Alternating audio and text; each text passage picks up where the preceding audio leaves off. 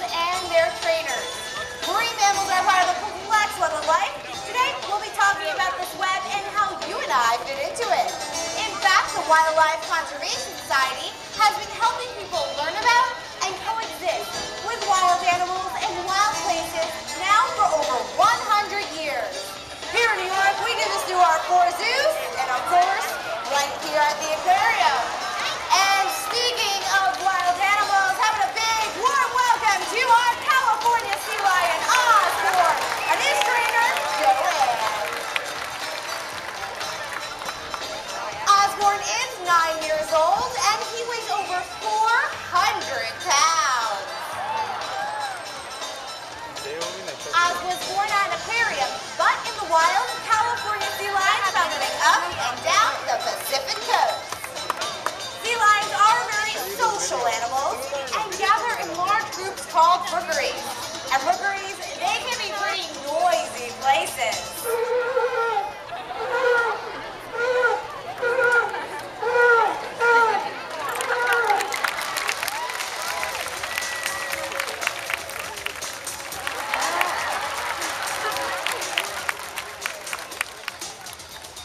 Males like Osborne vocalize to announce and defend their territory, while females will vocalize to identify their cubs on a crowded beach. The mother will vocalize,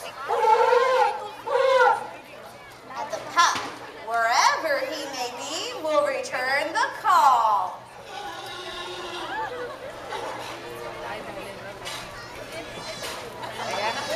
Gesundheit, dude. Another way sea lions identify each other is through a breath exchange. And this is a lot like a sea lion kiss.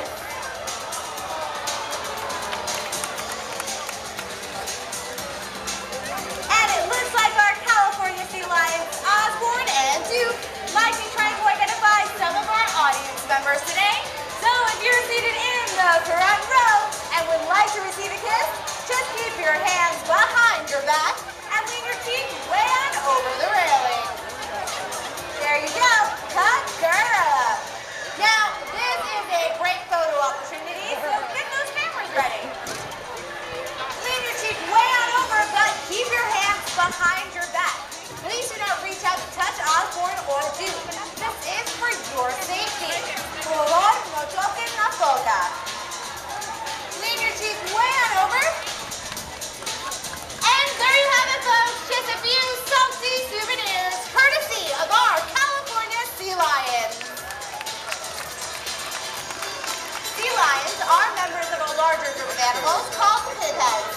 This includes the walruses, true seals, and eared seals. Now, I know everybody here knows what a walrus looks like, but it can be kind of tricky to tell the difference between a true seal and an eared seal, so let me give you a few hints. First, take a look at the side of the animal's head. If you see an external ear flap, you're looking at an eared seal, just like Osborne and Duke.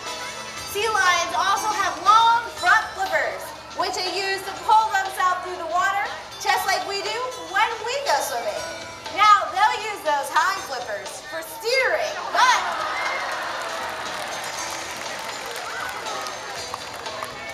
they can also rotate underneath their bodies, which enables them to walk on all fours.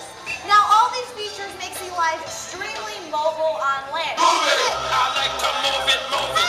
I like to move it, move it. I like to move it, move it. You like to move it. I like to move it, move it. I like to move it, move it. I like to move it, move it. You like to move it. I like to move it, move it. I like to move it, move it. I like to move it, move it. You like to move it. I know the original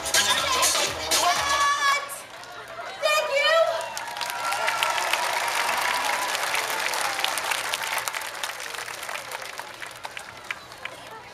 You two can be such show-offs sometimes.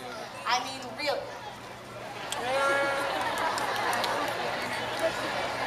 Okay, I have to admit that was pretty impressive on how you can move on all fours, so I'll tell you what, let's talk about true seals and how they move. They're different because they have much shorter front flippers, and their hind flippers can't rotate underneath them. So when they come up on land to walk, they kind of have to crawl along, like an inchworm or a caterpillar.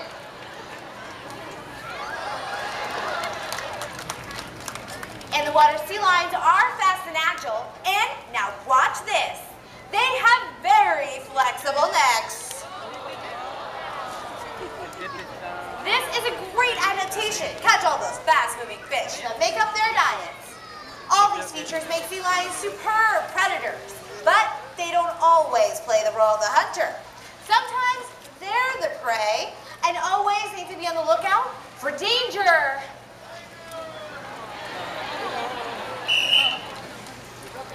Because there's another predator that prowls these waters. Stalking quarry, just waiting for the right moment to strike. The sea lion's primary predator is the great white shark. Oh, relax, dude. It's okay, buddy.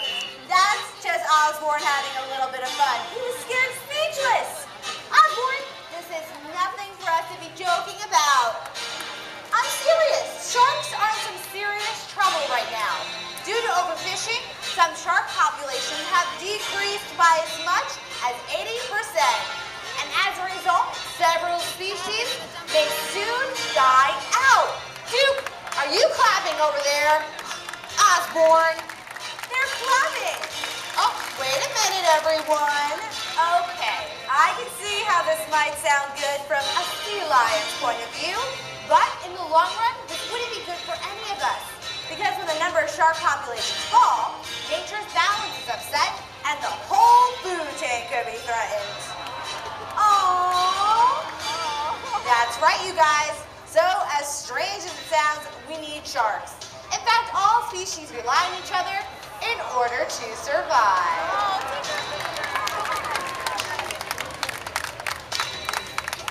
In the wild, sea lions spend a large part of their lives avoiding predators like sharks and chasing after their prey.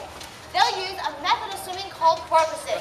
This is where they leap out of the water, take a really deep breath, dive back in, and continue their forward momentum. Using this method of swimming, sea lions can reach speeds in excess of 15 miles per hour, which is great physical exercise. But life at an aquarium can be a little bit more laid back. See what I mean? I mean, think about it. They don't need to worry about predators. They get lots of fish, and their trainers pretty much cater to them all day long. So much so that if we weren't careful, well, let's just say they might get a little out of shape. Nice bellies, you two. That's why we've established an animal enrichment program. Enrichment enhances our animals' quality of life in many ways and comes in many forms. These items here are just a few of the boys' favorites. And you know, sometimes it's hard to say who has more fun with this type of play, the animals or their trainers. Dude loves it. Another form of enrichment is training. Training compels our animals to think through complex problems, so it's mentally stimulating. A real head scratcher. Now, before we go any further, we want to